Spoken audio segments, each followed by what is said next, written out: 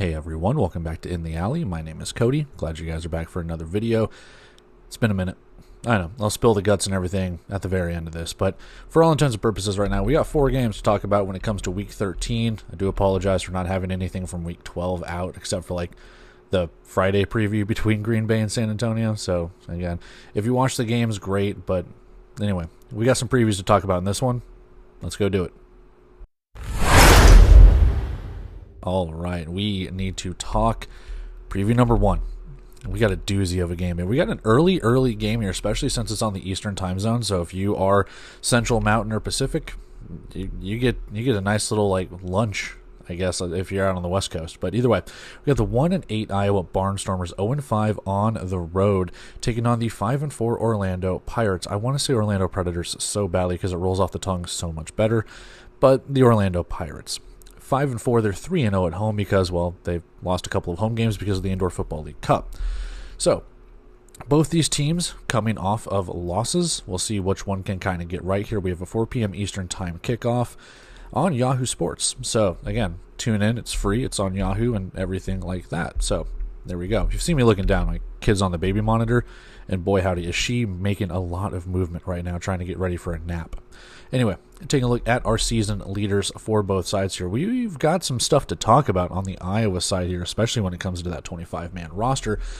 Not really too much. Orlando's made some changes, but either way, it's kind of status quo when it comes to the season stats, though.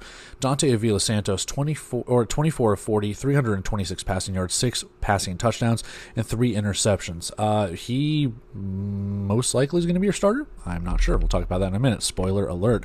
Paxton De Laurent, 161 of 226, 1,691 passing yards, 30 passing touchdowns to 10 interceptions. So the interceptions have creeped up there a little bit, but he has quite a few touchdowns, and he's thrown for almost 1,700 yards, so not bad for your rookie season. David Elder, your leading rusher, 47 attempts, 232 rushing yards, and 3 rushing touchdowns. The rushing touchdowns, but when you look at the rushing yards, he's only been here for a couple of games at this point, and to have that many rushing attempts and that many yards in just, 3-4 games, it's kind of impressive. Puka Williams takes over the rushing leader here, 51 attempts, 173 rushing yards, and 11 rushing touchdowns. Again, Orlando, they try and run the ball a little bit. If it works for them, they keep kind of with it. Ja'Kai Douglas has kind of gotten in there a little bit, but for the most part, Puka Williams, Paxton De Laurent, they're your normal runners. Douglas will get in there as well. Receiving leaders, Donald McKinney, 29 receptions, 364 receiving yards, and 8 receiving touchdowns.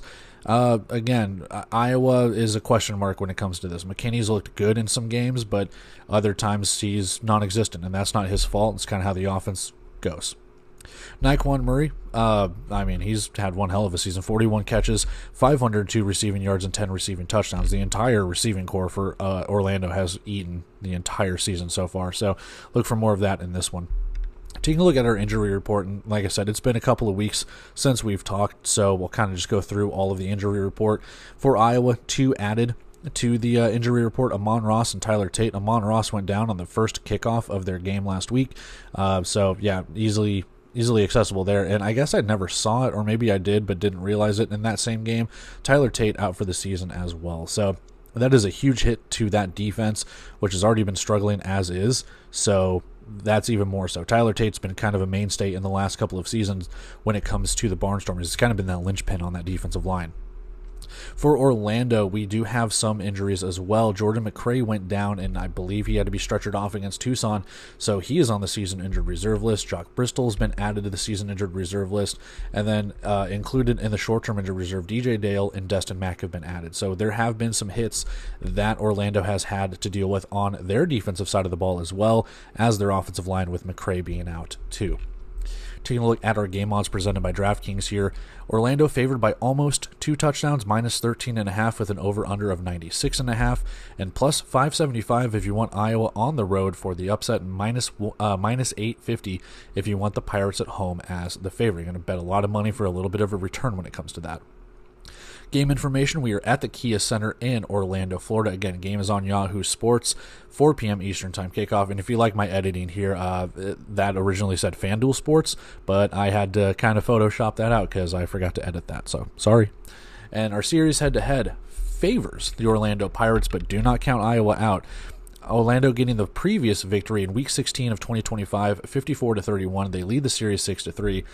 Iowa has had a couple of wins in recent memories, and they've had a couple of blowouts when it comes to that. Will we see that here?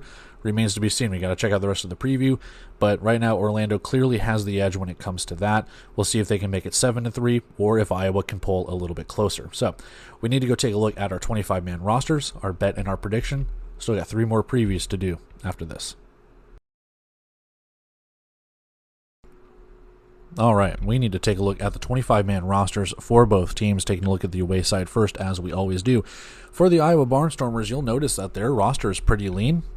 They only have 22 players, and that means that all these guys are playing, because you can suit up 22 unless they only do 21, or unless they only want to do 18 and have no depth whatsoever.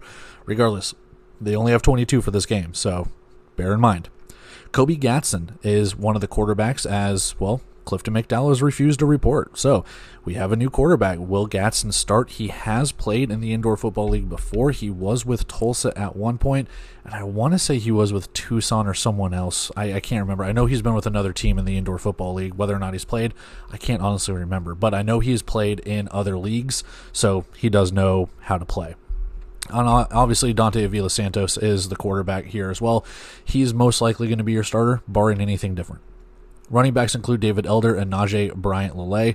It's going to be Elder. I have not seen Bryant-Lele suit up in a while. I mean, he's probably suited up, but I don't think he's gotten too much playing time.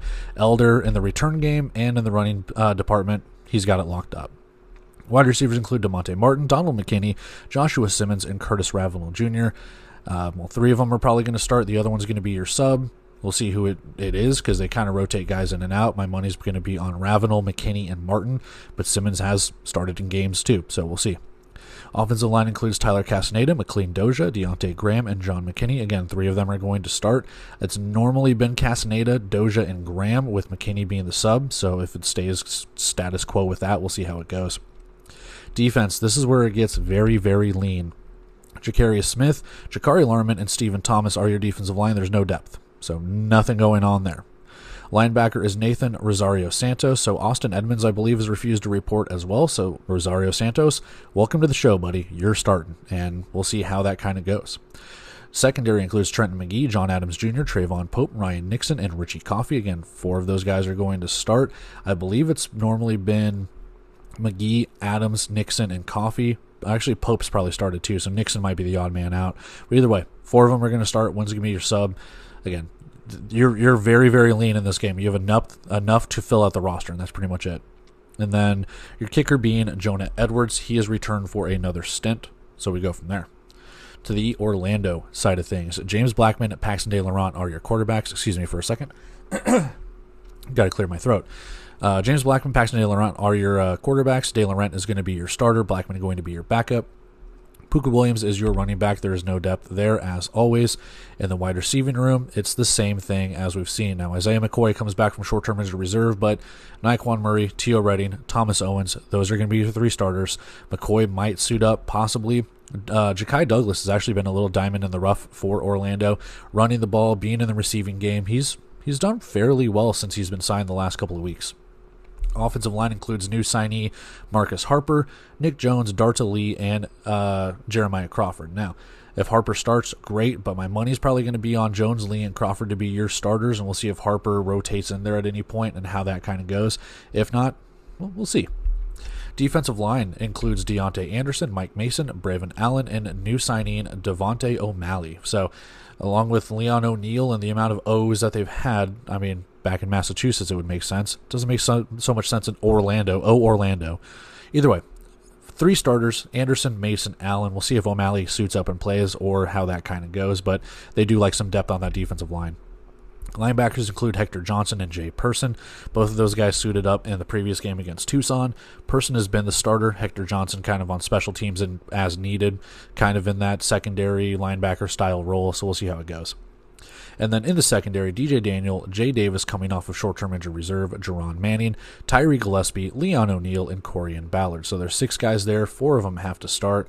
My money's on Davis, Daniel, O'Neal, and probably Ballard. But Manning could shock people and get back in there. So we'll kind of see how that goes and if there's any super subs and how that equates to it. Your kicker is Alejandro Mata, and that is your 25-man roster for the Orlando Pirates. That was your 25-man or 22-man roster for the Iowa Barnstormers. And with that, we need to go take a look at our bet and our prediction. We still got 3 more previews to go after this. All right, bet and prediction time for this one. Minus 13.5 for Orlando. Iowa only has 22 players. I do not wish injury. I do not wish harm. I do not wish bad things. But you are already lean. If anything bad happens, you are up against a wall. You have 1 linebacker who is fresh and new. You only have 3 defensive linemen. And if there's anything that we have seen in just the last couple of weeks, Orlando lost an offensive lineman. You just lost Tyler Tate for the season. I have issues with how Iowa is doing on offense. Their defense is pretty porous. I have it in my head that Orlando is going to win this one. Will they win it big? I don't necessarily know. There's definitely an opportunity for them too, but at the same time, I just don't see a situation. Iowa going on the road, they have yet to win a road game, and Orlando, they're still kind of licking their wounds a little bit from the IFL Cup. They're licking their wounds from their loss against Tucson, but at the same time, I think Orlando is way better paced in this game. Looking at the passing attack that Orlando has and has had for kind of the entire season, if those 3 guys can eat against that secondary and they can keep that defense on the field and wear them down, Orlando's going to have a very, very fun day offensively. I think they can put up points here. Iowa's going to struggle, and I think they're going to struggle because while Orlando has made moves on the defensive side of the ball, some of those moves have been all right. And yes, the game against Tucson didn't go their way, but when you look at what they did against New Mexico, and I get it, it's the IFL Cup, neutral site, it's New Mexico, I get that. Orlando has shown flashes throughout this season where they've looked pretty good against inferior opponents. I consider this one kind of an inferior opponent when it comes to this. So what is Iowa's offensive identity? Are they going to come out and throw the ball? Are they going to come out and establish the run? Are they going to try and sit there and say, hey, we need to run the ball in order to kill the clock and keep this close and do things like that? I'm not sure. I don't even know who's going to start. My money's on Dante Avila Santos. Kobe Gatson has started in the past. Not for Iowa, but he's started in the indoor football league, or at least played. I don't know. So that's the reason I lean Orlando. I am more sold on Orlando right now. There's definitely more questions for Iowa than there are answers. So my entire brain just goes, all right, let's just shoot for the points here. I think Orlando is going to have a fun day. My prediction for this one, 52-39 in favor of the Pirates. Not necessarily a blowout, but at the same time, 96.5 is quite a bit of points. I'd almost take the under in this one. And the reason why is because I just don't think Iowa's going to score. I don't. I'm very generous giving them 39 points. I think they've only scored 40 in a couple of games. Their offense is very, very severely lacking. You can say what you want about the culture. You can say what you want about the team, how they look better, but are they better? And we've had this question on Shady Sports before. Is Iowa better than what they were under Dave Mogensen? Culture-wise, yes. Results-wise, no. And you see it right here. They're 1-8. How do you turn that around? Well, right now you don't do it with having your former starting quarterback refuse to report, so now you're wondering what the culture is. And I'm not going to get into this whole detail and have the spiel be about Iowa, but you have to wonder what's going on here. They only have 22 players. And no one on speed dial. So I'm not sure, man. I don't know. Iowa is at a very, very bad crossroads. And just a couple weeks ago when they beat Quad City, things were kind of looking up. They've played some close games. They were leading Fishers in the fourth quarter. It's all unraveled. Orlando, again, very wishy-washy. I still like them in this one. So I've got 52-39. I think that passing attack is going to be very good. I think that defense can get after, especially Jay Person. I mean, what a signing they've had at linebacker. Being able to pressure the quarterback. We'll see what happens with Avila Santos or Gatson or whoever starts. I do like the bright spot for Iowa being if they can get the passing game going. McKinney and Ravenel have been pretty good when it comes to the passing game. They have had some deep shots. David Elders looked good in the return game. He's looked really good in the running game. If they can get him going and get his legs churning, then maybe there's an opportunity here. I just don't see it. I know I'm wearing an Iowa hat, and I get that, but if you told me 100 times this game was played, I would say 99% Orlando's going to win this one at the point in time we're at right now. So 52-39, minus 13.5. I don't see a scenario where Iowa wins. Now, prove me wrong, I guess, but at the same time, I think Orlando has the opportunity here if they do this, because they've got Fishers breathing down their neck in that playoff spot. If Orlando wins this one, it does create a little bit more separation. We'll talk Fishers later on in the show. But, yeah, for this point, I've got Orlando 52-39, minus 13.5. Book it. Let's do that. Let's go move on to preview number 2. All right, we have preview number 2 on deck here, and this has a lot of playoff implication. And to quote Dennis from It's Always Sunny in Philadelphia, because of the implication. We have the 4-5 Tulsa Oilers, 2-3 on the road, taking on the 5-5 Fishers Freight, 3-2 at home, and a lot of people, maybe not, myself included in that, a lot of people, maybe it was just me, I had Fishers in the number 1 seed in the East, and the very beginning of the season, they looked that part.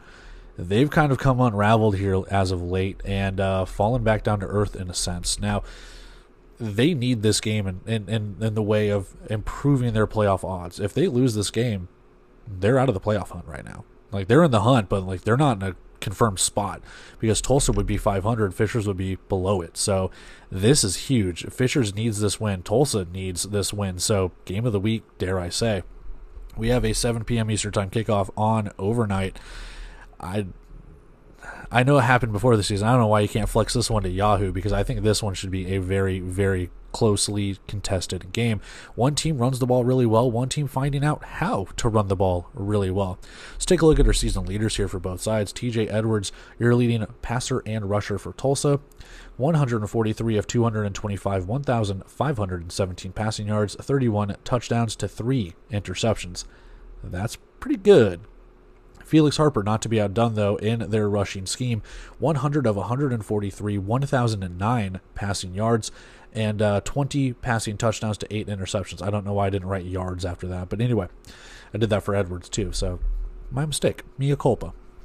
Either way, we got 2 teams that can run the ball pretty well, and Edwards, he can sling it as well, and we'll talk about that in a minute.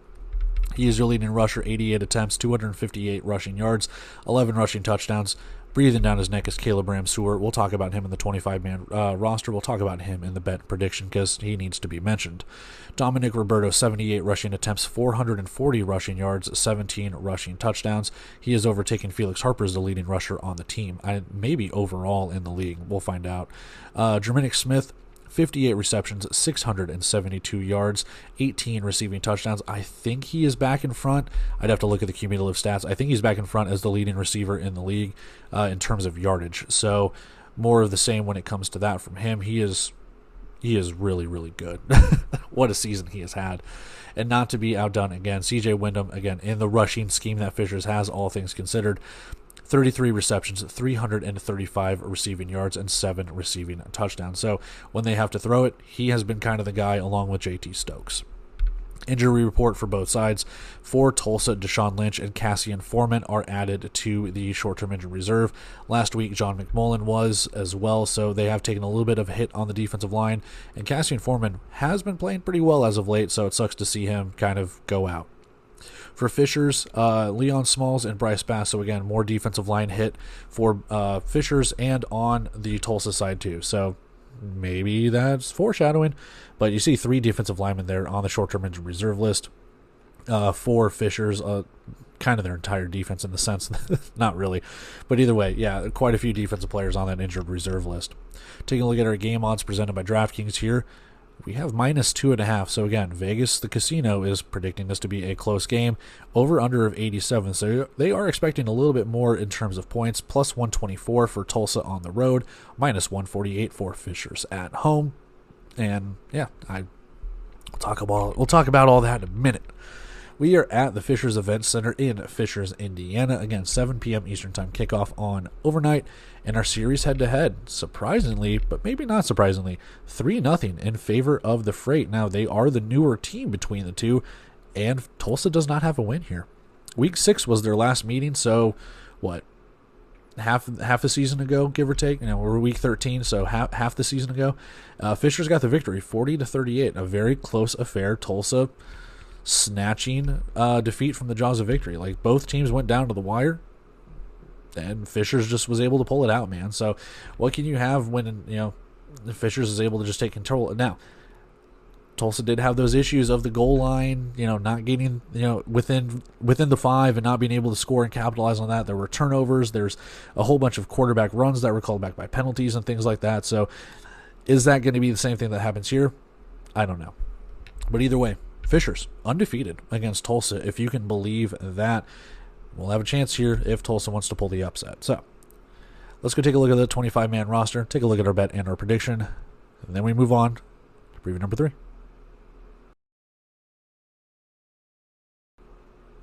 All right, we need to take a look at the 25-man rosters for both sides. For the Tulsa Oilers, on the offensive side of the ball, TJ Edwards is your quarterback, Caleb Ramseur is your running back. No depth at those positions, so we'll see how that goes. But overall, a very, very good rushing attack between the two of them. Ramseur really starting to come into his own. We'll talk about more about him in a minute. Wide receivers include Jermaine Smith, Larry Harrington, Spencer Tears is back for another stint, Katron Jackson Jr., and Mike Kerrigan. If I was a betting man, Smith, Harrington, and Kerrigan would be your starters. Don't count out Tears, though. He's missed a couple of games. They did release him. He is back, though, so he clearly knows the system. Offensive line includes Landon Burton, Dejon Carroll, Terrence McClain, Brandon Baldwin, and Justin Redd. We'll see how it kind of goes. They've rotated guys in and out, but we got to start 3 of them. See how we kind of go about it. So snap issues and everything can kind of get squashed. Carroll most likely going to be your starter. I think McClain has been a starter. Baldwin has too. I think Red started. I mean, again, just take your pick at this point. Defensively, Ulrich Jones, Stephen Parker, Nusi Milani, and Devin Brant Epps coming off of short-term injury reserve to add a little bit of depth there to that defensive line. So I would assume Brant Epps, Milani, and Jones are your starters, but Parker did play in their previous game, so we'll see how it kind of pertains to that. Linebackers, Trinelius Tatum and Marquez Bembry. Bembry has played on the defensive line too, so it wouldn't shock me if he goes down there as well. Tatum being your starter, but again, Trey Harvey has been a linebacker too, and we'll see how they kind of switch things around defensively. They have kind of switched it, they've switched it up on us, all things considered. Secondary-wise, Tariq Bracy, Alfonso Taylor, Justin Harrington, Mark Shepard Jr., Frederick Millay, and Trey Harvey. So like I said, you kind of have your King's ransom there in the secondary, so it wouldn't shock me if Trey Harvey goes down to that linebacker spot. Bracy has played really well lately. Alfonso Taylor and Justin Harrington have played really well lately. So again, it wouldn't shock me if Harvey goes down to that linebacker spot. If not, they put him back in the secondary. Bembry or Tatum takes that linebacker spot. We'll just see. Kicker is, Axel Perez. So Bailey Hale, who hasn't had a bad season, he hasn't had a good season, but they release him. Axel Perez, who was released a couple weeks ago by Orlando, he is now the kicker for the Tulsa Oilers. Over to the Fishers side of things, Felix Harper and former San Diego Strikeforce quarterback Davis Black are your quarterbacks. This is the first time I think Fishers has had a backup quarterback all season, so it works out for him. Dominic Roberto, Josiah King are your running backs. Again, Felix Harper is going to start. Dominic Roberto, Josiah King are your running backs. Josiah King most likely your starter, but Roberto is a leading rusher on the team. I do see him getting some carries in this game. We'll see how it kind of pertains. JT Stokes, Isaiah Coulter, CJ Wyndham, Jalen Green, and Jordan Davis for the wide receivers. Stokes, Coulter, and Wyndham are your starting 3. Green and Davis will suit up. If they do, they play special teams. They get in sparingly. Kind of see how it goes. Offensive line, there's only 3 of them. Winston Sharp, Jeremiah Rogers, and Navon Donaldson. So they will have to go the entire game unless they get someone from the defensive side of the ball to play offensive line. Speaking of defensive line, Jalen Swan, Nicholas Lennon, Savio Frazier, and Darius Long to round it out. Now, I remember last year Darius Long was listed as an offense and defensive lineman, so they do kind of have that in-betweener if they absolutely need to go to. But again, not a lot of depth on that defensive line either with all the injuries that they've accrued. So Darius Long, we'll see. He might even start with Lennon, Swan, and Long being your starters, Frazier being the odd man out. Linebackers, and this, again, could be something where they take a linebacker, put him on the defensive line. Cahoe, Cornelius Montgomery, and Marcus Gray. Now, Gray has gone back to the secondary. Montgomery's kind of been the starter. Cahoe, however it's pronounced, I'm going to say Cahoe for this. Cahoe has been on special teams, so we'll kind of see how they kind of tweak their defense to fit how Tulsa's going to run their offense. In the secondary, Donnie Lewis Jr., Drake Johnson, Renaria Dilworth, or Ra Dilworth, former San Antonio gunslinger, Jaden Rowe, and Ja'Cory Benjamin to round it out. So, all things considered, man, 4 of them got to start. My guess is Dilworth is going to be the odd man out because he was in their previous game. See how it goes. Kicker is Callum Sutherland, and that is your 25-man roster for your Fishers Freight. That was your 25-man roster for your Tulsa Oilers. And with that, we need to go take a look at our bet and our prediction. We move on to preview number 3. All right, we need to talk bet and prediction for Fishers and Tulsa.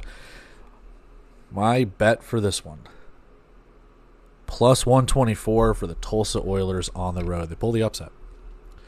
Now, my other bet, plus 2.5, that's going for the terrific, triumphant, trivium, rock concert, whatever. I can't pronounce the final word that Alec puts together between Trey, myself, and him. But yeah, so I've got plus 2.5 there, but my bet for this one, plus 124 when it comes to that. Apologies for the clearing of the throat, but I have to do that to give you my spiel. I think Tulsa's in a good spot right now. What was at one point for me thinking that Tulsa they were losing games close. I think they still can. They could probably lose this game close. They've turned the corner a little bit. They've kind of turned some losses into wins. They've kind of gotten things under control, and they've established a running game. Caleb Ramseur has been a huge breath of fresh air for this team, and it has opened up the passing game as well. Like I mentioned in the preview portion of the injury report, Cassian Foreman was playing pretty well until he's gone down with an injury. They've brought back Spencer Tiers, and we'll see how that kind of pertains to it. But yeah, Kerrigan's had some kickoff returns for touchdowns. He was Special Teams Player of the Week. I think that can bode well. Not to be outdone, though, Fishers, Josiah King has returned kickoffs. Dominic Roberto's played well in the kickoff game. So, and obviously, Callum Sutherland needs no introduction, man. The dude can hit deuces friggin' from a mile away. So the special teams could play a huge factor in this one. But I'm going with Tulsa.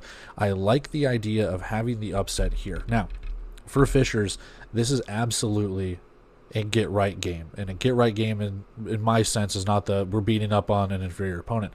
If Fishers wins this game, it has the potential to springboard them into something that could have them finish the season pretty strong. They've played 10 games. They have 6 left, 5 after this one. So there's that opportunity that if you go 5-6, the best you can do is 10-6. If you win this one, you're 6-5, and yes, the best you can do is 11-5, but that gives you that opportunity to at least afford another loss or two. So once you start getting into that 9-7, 8-8, 7-9 range, you're starting to kind of pucker a little bit, going like, hey, we got some teams breathing down our neck. And you're half a game up on Tulsa. Wouldn't you like to be a game and a half up on Tulsa? If you can beat them, go to 6-5, and have Tulsa drop down to 4-6 and be 2 games under 500. So this is an opportunity for Fishers to get right. So I use that in a different tone in this one than other people. Be like, it's a get right game. They're playing an FCS opponent or whatever. For Tulsa, this is the opportunity to put your mark on the season. What has been a season of, I wouldn't say turmoil, but ups and downs, a roller coaster, not being able to finish drives, the lack of a running game, the defense giving up points, the overtime loss against Orlando, things like that. This is an opportunity for you to say, hey, walk in your trap, take over your trap. We're going to do this. And I think they do. My prediction for this one, 46-41. If you can get that connection from Jermaine Smith and TJ Edwards to open up because Caleb Ramseur and Edwards are running the ball, or even if you have Mike Kerrigan doing jet sweep motions or fly sweep motions, whatever term you want to use, if you're able to open up that running game just like Fishers is able to do, but on a greater scale in the running category, you can open up that passing game. And it's going to be leaning on that secondary of Fishers to stop that passing game of Tulsa. Can they do it? And they kind of did in the previous, iteration, but they still both scored almost 40 points. One scored 40 exactly, one scored almost. So I kind of see this happening in the same vein again. I don't think the penalties and the goal line situations and stuff, they could rear its ugly head. I'm not saying they can't, but I think Tulsa's just a little bit more equipped in this one. They did not really have a running game in their previous meeting, and I don't think Josiah King played in that previous game now that I'm thinking about it with Fishers, so having him could be an X factor too. I think that defense for Tulsa can be right for the picking, but I also think that defense for Fishers, especially that defensive line, losing Trey Smalls on that defensive line, losing Bryce Bass, kind of having those hits. Yes, they have Jalen Swan. Yes, they have Darius Long back, but can that be enough? We'll see. So I'm just taking a shot in the dark here, man. I think Tulsa is a little bit more equipped in this one. I will definitely eat my words if that is the case. It's not to say that I don't think Fishers can win. I've pretty much given the point where I think they can. Maybe I've talked myself into it, but I'm still going with Tulsa in this one. If that defense can stop Felix Harper, Dominic Roberto, and Josiah King, there's a good chance that Tulsa can pull out this victory, albeit a very close one. So 46-41, Tulsa pulls out the victory, plus 124 to the bet. That's where we have it. Prove me right, Tulsa. Come on now. That's where we have it with this one. Let's go take a look at our next preview. All right, preview number 3. And we got another decent game. Rivalry renewed from a previous league. These guys are back at it again. It's only the second time they'll meet. We'll talk about that in a second. But we got the 3-6 San Antonio Gunslingers, 2-2 on the road, taking on the 8-1 Jacksonville Sharks, 4-0 at home. I would say I'm shocked, but I'm not. I mean, I am, but I'm not. I figured Jacksonville would have maybe another 2, possibly 3 losses added onto there, but they have been a force, man, and we'll talk about it later on, but for all intents and purposes, they are rolling into this one. San Antonio, we've got some questions we need to talk about with them, but we have a 7 p.m. Eastern Time kickoff on Yahoo Sports, so this game gets started right after the first game between Iowa and Orlando gets over, so you just get to stay in the state of Florida if you're watching at Yahoo Sports. Let's take a look at our season leaders for this game. Fred Payton is your leading rusher and passer for San Antonio. He is 83 of 143, 1,023 passing yards, 21 passing touchdowns to 10 interceptions. James Cahoon for Jacksonville, 130 of 199, 1,636 passing yards, 28 passing touchdowns to 4 interceptions.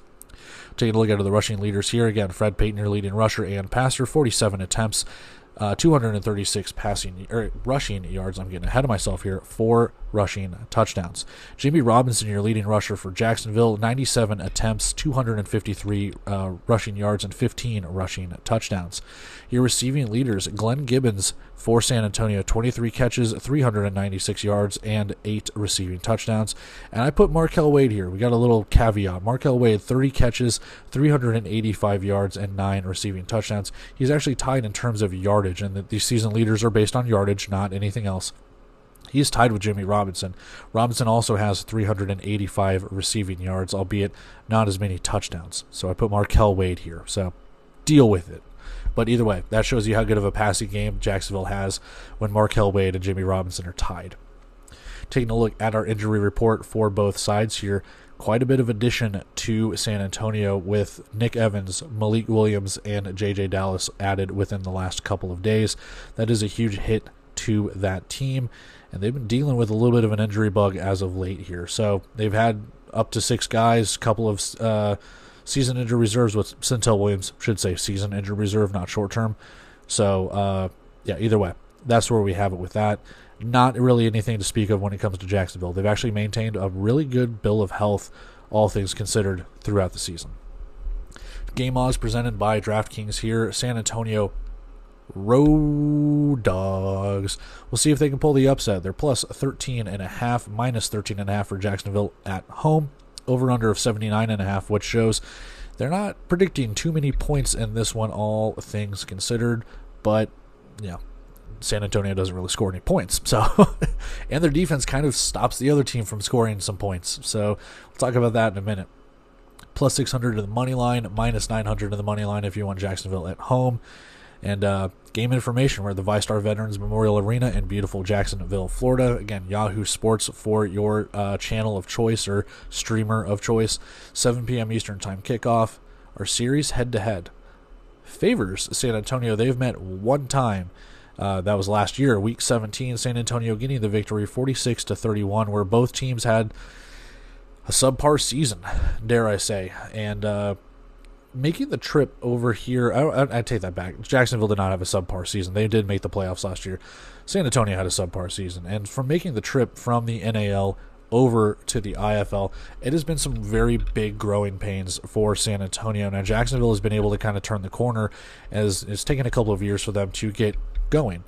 But for the most part, San Antonio got the better of them last season, as Jacksonville did have some ups and downs, but ultimately that didn't prevent them from getting to the playoffs and getting that extra, weekend game. So San Antonio, they're up against it in this one. When you look at the records, when you look at the odds, when you look at everything else, They do have that 1-0 head-to-head, so they can't take that away unless Jacksonville wins and they tie it up. So, but that's where we have it for this. Let's go take a look at the 25-man roster for this one. Then we do have our bet and our prediction. We got one more preview to go after that. All right, 25-man rosters on the screen in front of us. Taking a look at the away side first. For the San Antonio Gunslingers, Fred Payton and Joaquin Collazo are your quarterbacks. Now, Payton, he got hurt in the game against Green Bay to the point where Glenn Gibbons had to kneel down in the final couple of plays. And I don't know how severely hurt he is. Looks like he did hurt his knee in that game. Collazo, he is off short-term injury reserve, so how healthy is he? Good to go or anything like that? It remains to be seen. But we'll see who comes out and breaks the huddle. My guess is Collazo. I don't know if a week's worth of time, and I don't know how that knee injury affects Payton, so we'll see. Holy wide receivers, Batman. You have 8 wide receivers. Count along with the count. 1, 2, 3, 4, 5, 6, 7, 8. I don't know who's going to start. You don't know who's going to start. Just line them all up. That's your entire offense of nothing but wide receivers. Literally like a game in Madden where it's like, can I make my entire team kickers? That's what they're doing here. 8 wide receivers. That's a third of your roster. What are we doing? I don't know who's going to start. Cook, Gibbons, McShane, and Upshaw. There you go. Offensive line, David Connor, Kobe Williams, AJ Vaipulu, and Travion Newsome, new signing there on the offensive line. So my guess is it's going to be Connor, Williams, and Vaipulu to be your starters, with Newsome suiting up as a super sub, unless they get a wide receiver to do it. Defense includes Conroy Cunningham, Octavius Oxendine, Terry Beckner Jr., and new signee, old name, James Nimwaya, former Arizona Rattler. He is going to be on that defensive line and hope to bolster more of a pass rush and get to the quarterback, and they will have to get to James Cahoon in this one. So my guess, Nimwaya probably gets the start here along with Beckner and Cunningham. Oxendine, he has been a sub in the past, so we'll see if he is that super substitute when it comes to that, or they get a wide receiver to do it. Linebacker, Kendrick Gant with no depth because all the depth is at wide receiver. I'm going to make that joke for every position. And then Riverius Rivers, Larry Brooks, Dabari Hawkins, and new signee Xavier Tolliver to round out that secondary. Not a lot of depth on the defense. Why? Because everything's at wide receiver. What are we doing? I don't know. Your kicker's Tyler Huddle. He might as well line up as wide receiver too. But that's your 25-man roster for San Antonio. My God, I've never seen a roster like that. Jacksonville Sharks roster.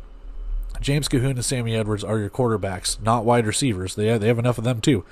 But Cahoon's going to be your starter. We didn't really see too much of Sammy Edwards in their previous game. They didn't really need to. But Cahoon, starter. Edwards, your backup. Goal line package guy. You know the drill at this point.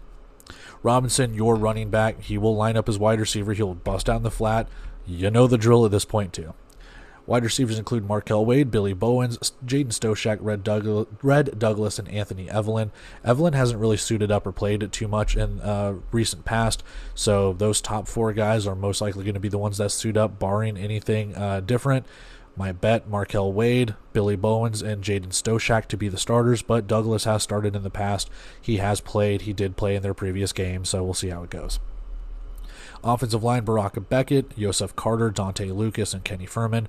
Beckett, Lucas, Furman most likely the starters. Carter has suited up and been on like special teams and has played. We'll see if that's just kind of working him into a starting spot or if they're going to stay with Beckett, Lucas, and Furman. So we'll see. Carter was in the CFL, so he should have some experience when it comes to that. Chris Rice, Devontae Davis, Jalen Williams, and D'Amico Rowland for that defensive line. Rice, Davis, and I'm assuming D'Amico Rowland up there in the front of that nose guard position. Jalen Williams going to most likely suit up as well too, as they kind of have that 4th defensive lineman to rotate in and out. Linebacker includes Isaiah Major, and that's your defensive special teams player of the week, by the way. And then Clay Fields, Rudy Silvera, John Huggins, Dylan Brown, Andrew Volmar, and Robert Jones. You can only start 4, but it wouldn't shock me if they suit up all 6.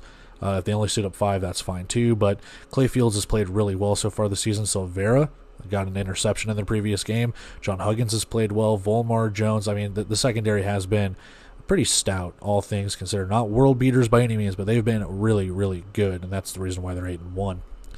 Kicker is Mark Orozco. That's your 25-man roster for your Jacksonville Sharks. That was your 25-man roster for your San Antonio Gunslingers. With that, we need to go take a look at our bet and our prediction, and we'll move on with our final preview after that.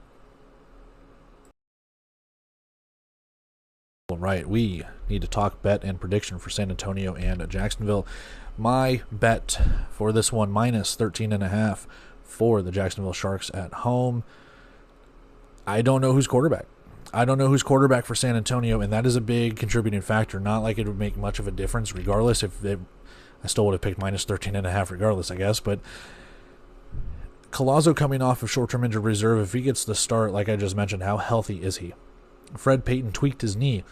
Is he going to be mobile enough to get through that defense that is Jacksonville? Because they have been a beast all season. I don't know, man. And Jacksonville is just firing on all cylinders. They can run. They can throw. Their defense, they've got ball hawks in the secondary. They will sack you for a loss. They will tackle you for a loss. They will put pressure on you no matter what. And if you have kind of your immobile quarterbacks, and I mean that isn't like if Fred Payton can't be nimble, can't be quick, can't jump over that candlestick, Joaquin Collazo is kind of a statue in the pocket too. He can take off if he absolutely needs to, but he is by no means a scrambling quarterback. You don't have a running back on the roster, so what are you going to do? To me, that signals that all Jacksonville needs to do is bring heat and sit in coverage. Simple as that. I know easier said than done, but just put pressure on the quarterback unless you have easy check down, hitch routes, screen passes, something like that to take some heat off of it, and Jacksonville can snuff that out, man. I think the Sharks have a very good opportunity to show out in this game. It goes without mentioning, too, San Antonio has not scored 40 points in a game all season. We're in week 13, man. And I don't know.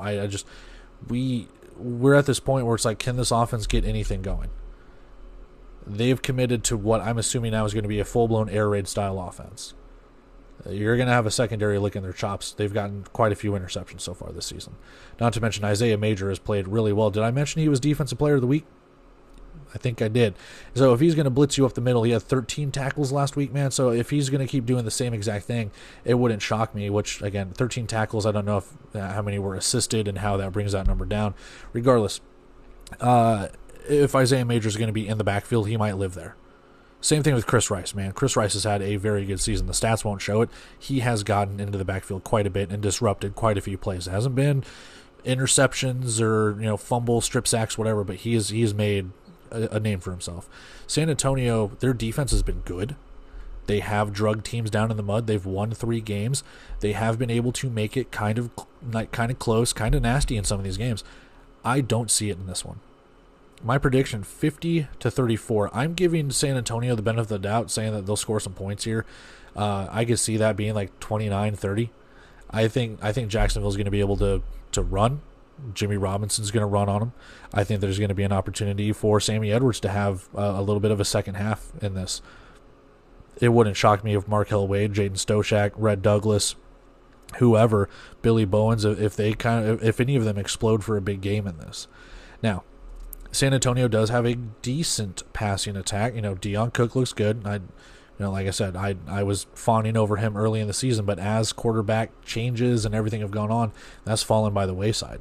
Glenn Gibbons has looked really good, but now that you've got a full-blown air raid style offense, there's only one ball to go around, and I'm not calling anyone a diva.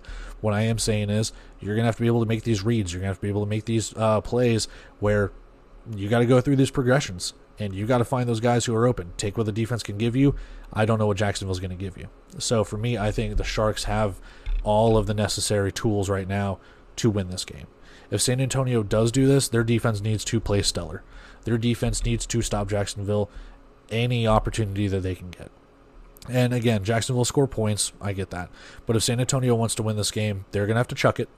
And they will. You got to hope that secondary has a bad game for Jacksonville.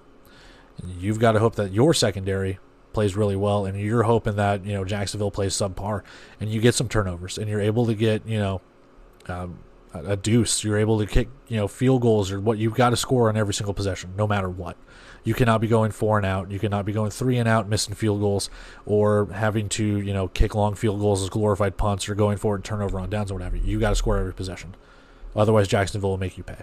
So I don't see a scenario where Jacksonville loses this game. Can San Antonio cover? Sure. Maybe a backdoor cover, which maybe, kiss of death for me saying that, but I think Jacksonville has this one at least in the bag. We'll see how it goes with the spread, but I'm not betting minus 900 on the money line for a Jacksonville outright victory. So 50 to 34. If you want to bet the over, you can, because I do think Jacksonville can hold up their end of the deal. It's up to whether or not I think San Antonio can. I think they can, but it's going to be kind of close. So Vegas kind of has the spread right here, the totals and everything too. So with that, we need to go take a look at our final preview. All right, final preview for Saturday's slate of action, and two teams kind of going in different directions in this one. I think I've used that for plenty of Green Bay games at this point. You got the 9-1 Green Bay Blizzard, 3-1 on the road, taking on the 3-7 Quad City Steamwheelers, 3-1 at home. So one team good at home, one team good on the road. Green Bay's only loss coming in this venue not too long ago. It's one of Quad City's only wins. So we have an 8 p.m. Eastern Time kickoff on overnight. We'll see how this one shapes up, and we'll talk about that, obviously, right now. Season leaders for both sides. Liam Thompson is your leading rusher and passer. Same with Daquan Neal for Quad City. But Thompson for the Blizzard, 115 of 185, 1,494 passing yards, 36 passing touchdowns to 6 interceptions. Daquan Neal, 143 of 248, 1,701 passing yards, 34 passing touchdowns to 13 interceptions. That number slowly creeping up there. Liam Thompson, 94 rushing attempts, 401 rushing yards, and 14 rushing touchdowns. And Daquan Neal, 89 rushing attempts, 347 rushing yards, and 7 rushing touchdowns. To the wide receivers we go. Drayshawn Hudson, 29 catches, 464 receiving yards, and 8 receiving touchdowns. And for Quad City, Kean Williams, 42 catches, 564 receiving yards, and 16 receiving touchdowns. Taking a look at our injury report for both sides here. For Green Bay, in the last couple of weeks, Delvin Salter and Brodarius Lewis have been added to the short-term injured reserve. And again, previews and stuff like that didn't really come out in time, so that's where we have it. That was not this week's, but last week's when they were playing San Antonio. So just a little addition right there. For Quad City, they do have a couple as well. Jordan Vesey and Jan Bogdan have been added to that short-term injured reserve list. Again, that's kind of in that same vein when it comes to how it goes with, kind of missing the week with the previews and stuff like that. Taking a look at our game odds presented by DraftKings, plus 13.5 for Quad City at home, so they're underdogs by almost 2 touchdowns, minus 13.5 for Green Bay on the road, over-under of 89.5, minus 900 for Green Bay on the road, and plus 600 for Quad City I'm losing my brain here. Plus 600 for Quad City at home. My brain keeps thinking I'm screwing up the plus minuses. Either way, Green Bay good, Quad City not so good. That's how we have the betting odds. Game information. We are a Vibrant Arena at The Mark, where Moline, Illinois is where we are located for this one. The Quad Cities, one of the 4 Quad Cities, with East Moline, Bettendorf, and Davenport being the other 3. So there you go. There's your fun fact of the day. If you didn't know the Quad Cities, now you do. I think that's it. If it's not, correct me, but whatever. Take all of that to my brother. He lives there. Either way, 8 p.m. Eastern Time kickoff on overnight. We have a series head-to-head, 11-7 in favor of Green Bay. These two teams have played twice already this season, splitting it 1-1. So this one will be the de facto, hey, we win the season series. And Green Bay winning the last one, Week 9, 65-40. So avenging their only loss of the season. Here's hoping they can avenge it once more and go to 10-1. Otherwise, Quad City with, I wouldn't say an all-time upset, but an upset nonetheless, where kind of prevents Green Bay from inching ever so close, because I don't think they can clinch tonight. But next week, if things break Green Bay's way and how things kind of go with Tulsa, Fishers, Orlando, all of that stuff, there's a possibility in Week 14, I believe Green Bay can clinch a playoff spot. So that's how close we're getting to the playoffs already. Kind of insane. Either way, that's where we have it with this one. Let's go take a look at our 25-man rosters, our bet, and our prediction, and then we'll wrap everything up. We'll get out of here. All right, taking a look at the 25-man rosters for both sides in front of us here. Cole Stenstrom, Liam Thompson, your quarterbacks for the Blizzard. Liam Thompson going to be your starter, with Stenstrom being your backup, as it has been all season long. Running backs include DeMylan Brown and Kyrie Robinson. Kyrie Robinson, what a game he had. Special player of the week, offensive player of the week, and I think that's probably going to earn him start number 2. He has played sparingly, but he did get the start last week, and it wouldn't shock me if they keep going with the hot hand with that. Wide receivers include Drayshawn Hudson, Sylvere Campbell, Trayvon Alexander, and Isaac Ross. Don't be surprised. 3 of them are going to have to start. They'll probably suit all 4 of them up and see how that goes. Offensive line. I've been saying Jamie Navarro. It's actually Jaime Navarro. So I have been completely wrong that entire time. So Jaime Navarro, Dakota White, Liam Wortman II, and Raheem Anderson II. I believe it was Navarro, White, and Anderson for the starters on the offensive line in their previous game. So we'll see how that kind of goes for another week. But obviously with Andrew Carter off to greener pastures, you got to bring in another offensive lineman. Defensively, Tavon Grant, Jonathan Ross, Allen Henry, Jaquan Griffin, and Sean Mustin. And just like in the past with all 5, it would not shock me if they suit up all 5. And they've rotated, so I can't tell you who's really going to start because with injuries and with how things have gone, my bet would be Jonathan Ross, Allen Henry, and possibly Tavon Grant, but Sean Mustin has started. Jaquan Griffin has started a game or 2.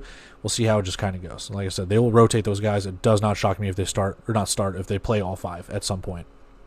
Linebackers include Brian Lee and Brian Horn. Lee's going to get the start, but don't be, again, shocked or surprised if Horn gets any playing time.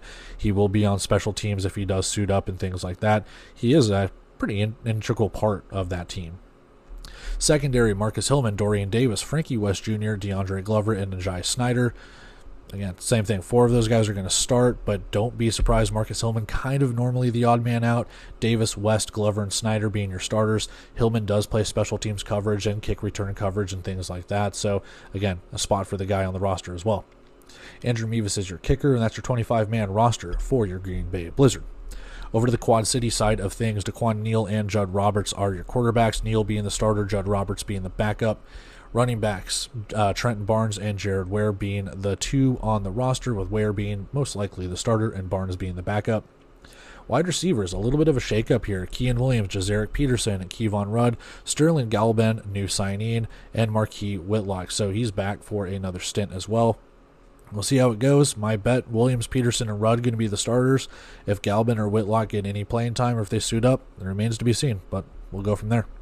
Offensive line, Devin Hayes. He's been a little bit of a journeyman throughout this season. I think he's been with, 2 other teams so far this year.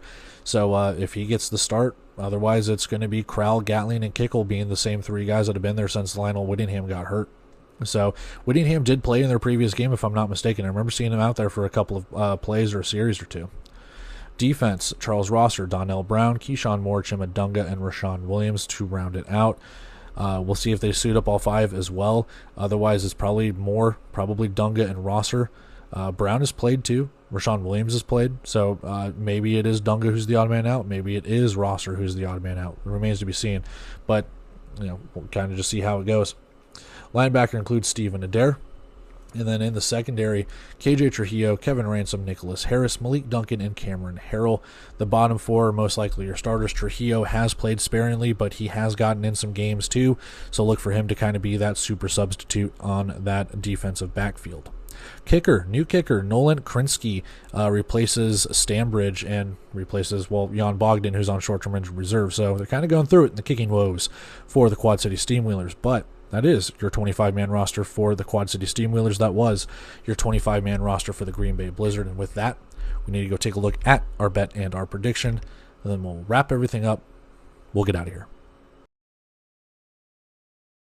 All right, so bet and prediction time for our final preview here. I'm going over 89.5. These 2 teams can play each other close, and I don't know if I necessarily trust that spread. For some reason, this series this year has been somewhat close. At least, Quad City's gotten a victory, and I get the second game wasn't necessarily as close, and I get that. But for all intents and purposes, man, these 2 teams have kind of gone at it over the years, so I don't know if I necessarily trust the spread. Quad City's really good at home. Granted, Green Bay is really good on the road. So I'm going to go with the over 89.5 here. I think both teams can score points. I think Green Bay can score more points. So, spoiler alert for the prediction there, but I do think that, if if Quad City can get back to their scoring ways, which let's call a spade here. Like, Keon Williams and that offense have been kind of stymied, and it's been like that for quite a few weeks now. There's got to be something, some sort of spark, something offensively that this team can do to start getting this going. Because in the very beginning of the season, it looked like, Keon Williams, Triple Crown winner, DeQuan Neal running the ball, throwing the ball, MVP, dark horse, whatever you want to call it. He looked really good. That has kind of tailed off quite a bit. The interceptions have creeped up a little bit. The rushing game, or lack thereof, has kind of petered out. I mean, there's just, this offense is kind of fallen. So the reason why I'm picking this one, and I probably shouldn't, is because I think both teams can hopefully score points here. Green Bay's defense looks good. Simple as that. The way that they played against San Antonio, yeah, there's a reason why they have one loss. Now, this is banking on Green Bay pretty much saying, we're going to score points no matter what. And Quad City saying, well, we got to play from behind here, so let's just chuck it deep and sling it and do all that stuff. My prediction for this one, I'm going to predict early here, 52-41 in favor of Green Bay. I think, how do I want to put this? I think Green Bay is obviously a more complete team. They can attack that secondary. They can attack that defense. I guess I have not seen too much of a pass rush when it comes to Quad City. They can get to the quarterback or at least create pressure, but it's not getting sacks. It's not disruption. It's not anything like that where the defense looks feared, dare I say. At the very beginning, when Kevin Ransom was intercepting passes and things were looking pretty good, and I'm not going to blame it all on like Alex Harriott being hurt or anything like that. It's just something has happened to this defense where they just look worse and worse damn near every week. The offense has sputtered to where maybe that's what has been keeping them in games and the shootouts and stuff like that early and midway through the season. I don't know what to think. So maybe I should go with the under, but part of me is just like, screw it, let's get points. That's all I kind of want, just back and forth. That we need it, and I just want to see a fun, entertaining game, dare I say. Especially since I've lost all hope for Quad City making the playoffs, making any sort of noise, egg on my face when it comes to my playoff predictions.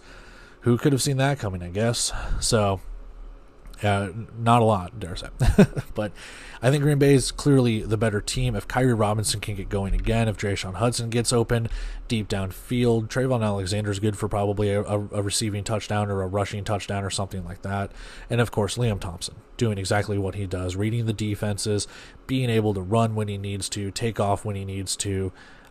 It's just, they are kind of a complete package, and it wouldn't shock me to see Green Bay make another deep playoff run here. So I know I'm not doubting them, which means Quad City will win. That's what I'm hoping for, damn it. I'm just kidding. But no, Green Bay looks the part so far, and that's where I got it with this, man. I got over 89.5, 52-41, kind of a shorter preview of this one, but what you see is what you get. I don't really see anything. Like, if Quad City wants to win this game, it's going to be kind of like what I said with San Antonio and Jacksonville. It's got to be a perfect game.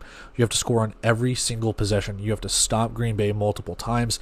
And Mevis, while he hasn't been what he has been in the past, he can still hit a field goal or two. He can still hit his extra points. He can still hit a deuce once in a while. You don't have that in Quad City. Well, remains to be seen. We don't know about the new kicker, but at the same time, they miss Kyle Kaplan dearly, who's kept them in games last year and was able to kind of determine games, dare I say. So you're missing that, man. You're missing some sort of spark, and Green Bay has that. So I got to go with that. So again, like I said, 52-41 in favor of the Blizzard. It's a little bit of a closer game. It wouldn't shock me if Green Bay covers the spread, but still pull for that home team a little bit when it comes to that. So over 89.5 is my bet. Let's wrap everything up, man. Let's get out of here. That's it for our preview for Week 13's Saturday action. I know we're up against the gun again right before kickoff and stuff. I was hoping to get this out roughly an hour before, but press the ×2 button. I don't know what to tell you, man. I'm hoping to keep this under an hour, but I don't think I did. I'm going to keep this one short and sweet, though, to make it a shorter video. I love you guys. I'll explain more a little bit about personal stuff and things like that in the next video, because there's only 2 games to preview when it comes to Sunday. But I love you guys. If you want to like, comment, share, subscribe, whatever you guys want to do.